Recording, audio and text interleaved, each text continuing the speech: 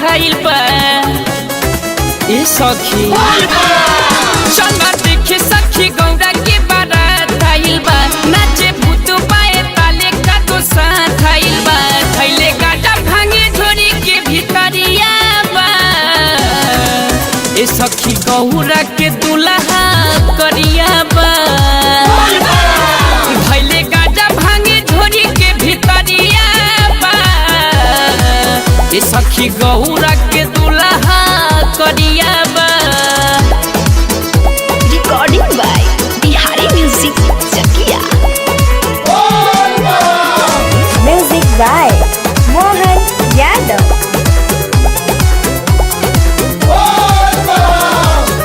हाथ तेरे सूल गला लपटल बसापुरे कब ऐसा बड़ नहीं देखनी हम बापुरे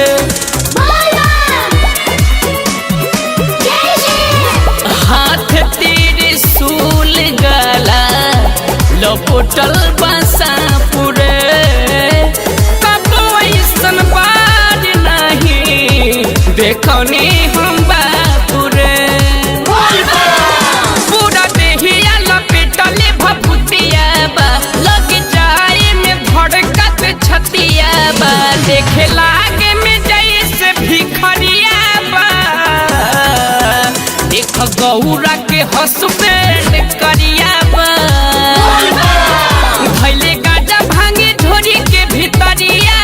बा ए सखी गौरा के दुल्हा करिया बा। Music by Mohan Yadav.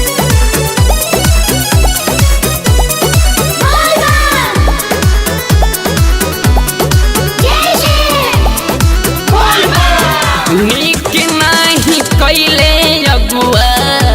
नारद मुनि हो रोबेली मैना रानी नाक के धुनी हो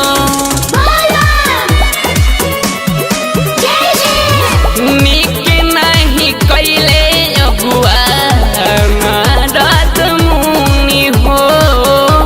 रोबेली मैना रानी नाक के धुनी हो संगे सत्यम मासूमुनि देश हउवे लगतावे बड़ी मामला विशेष हउवे दीपक कहे देखा दुल्हा सवरिया बा ई सखी गौरा के बड़वा करिया बा भैले गाजा भांगे झोरी के भीतरिया बा ए सखी गौरा के दुल्हा करिया बा चल देखे सखी गौरा के बारात धइल बा नाचे भूत पाए ताले का तो साथ धइल बा थैले गाटा भांगे झोरी के भीतरिया बा ए सखी गौरा के दुल्हा करिया बा भैले गाजा भांगे झोरी के भीतरिया बा ए सखी गौरा के दुल्हा करिया बा। मिक्स बॉय बिहारी म्यूजिक चकिया।